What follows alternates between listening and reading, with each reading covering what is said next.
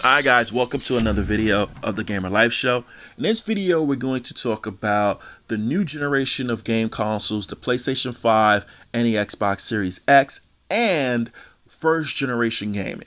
So, if anyone out there has been watching the news, been reading up on things, been watching YouTube videos, articles, and been on social media, you know that the new consoles have dropped, both the PlayStation 5 and the Xbox Series X and S. If you're looking at Digital Foundry videos, you're also seeing comparisons between one piece of hardware's capability and another piece of hardware's capability.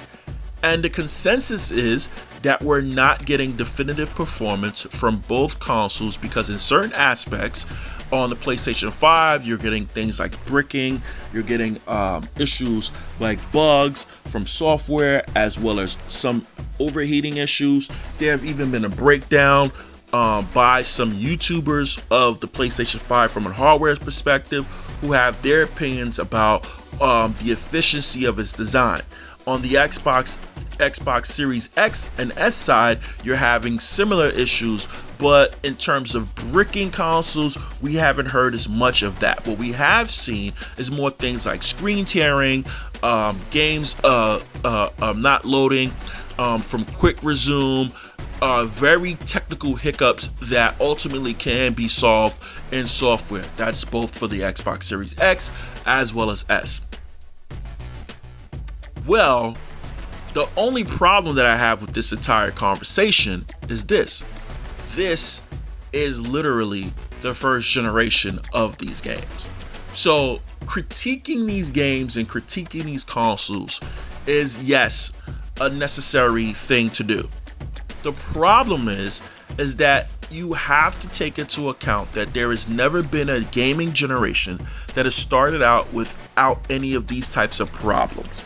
The reason is because developers are getting brand new tools, getting to learn brand new hardware, getting things up online in terms of efficiency with internet access and having the platforms be unified.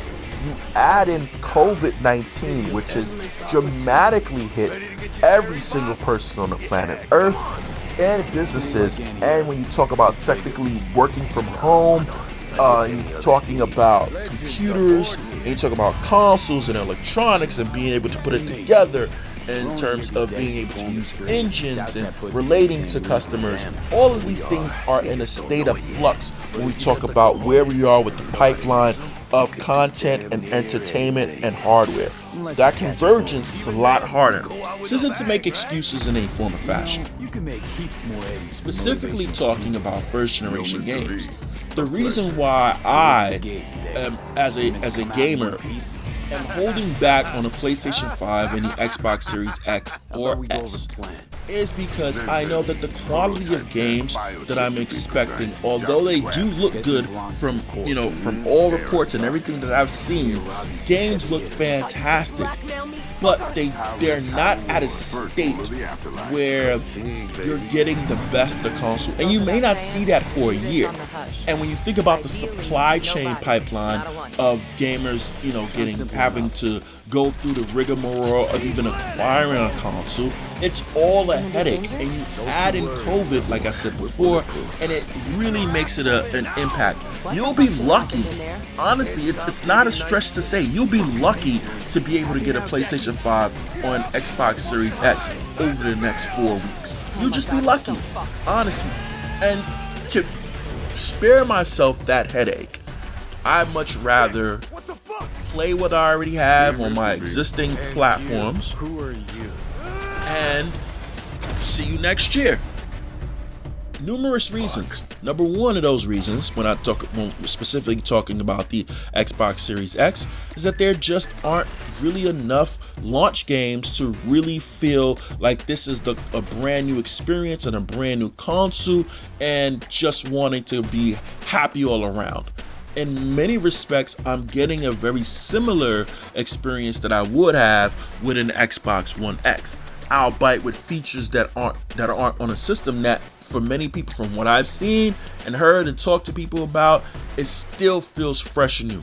I do not disagree with that. but it doesn't feel as new as a PlayStation 5 when you get to boot up games like Spider-Man Miles Morales and Demon's Souls. There's a caveat with the PlayStation 5 as well, and that is that when it comes to Spider-Man Miles Morales, you can also pick that up on the PlayStation 4. The only game that's really exclusive in terms of being brand new is Demon's Souls, and in that there's even more of a caveat. And what is that caveat? Well, it's a game that released on the PlayStation 3 and has been reimagined in terms of aesthetics and in terms of feel for a new generation of gamers. But it's not a unknown quantity, if you will. It's more of a game that we've seen before. So both consoles are not, in my opinion, for me personally, and I know this isn't to make it too personal because we're definitely about the audience of gamers and relating to everybody. It's not something that I'm looking to purchase. And then the reason why I say that is perspective is everything, and so is preference, and so is, as a gamer, what you're willing to invest in and when you're willing to invest. And how does that play into the overall conversation, again, of first generation games? Well, it's just been my experience that you don't need to feel like you're missing out. This FOMO isn't necessarily needed to be there, right? And when you think about games that are going to come out in the next 12 months, right, there's a lot to look forward to. And also, I can't wait to see what developers are tapping into, the way they're tapping into the consoles, what engines start to emerge, what the conversation around gaming is going to be. Granted, there are definitely games that I'm looking to finish, and backwards compatibility on the Xbox Series X as well as S, I think is fantastic. Same thing with the PlayStation. When you think about the PlayStation collection, if you're someone who missed out on PlayStation games, there is an entire collection of games you can now get to tap into.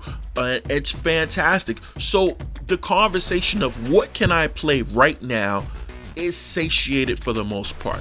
When you think about games like Assassin's Creed Valhalla, when you think about upcoming games like Cyberpunk 2077, there is a satiated market for the most part. Anything else I do believe would be great, but it would also be excess in a form of fashion. But again, this is first generation. Your expectations for first generation games and game content should be practical. I think there's way too much impracticality going on about where games need to be, what games are, what gamers are experiencing. It is literally, this generation started literally a couple weeks ago. Like, if you're expecting to see the grandest of games, I think you're doing yourself a disservice. Look, God of War came out in 2018. And the PlayStation 4 came out in 2013. It takes time for greatness to be created. You think about Ghost of Tsushima and you think about The Last of Us 2. These are two games that have come out in the tail end of the PlayStation 4 generation and are doing incredibly well with the community, especially if you take a look at the Gamer Awards. And then you think about games like Fortnite that don't require super duper big graphics.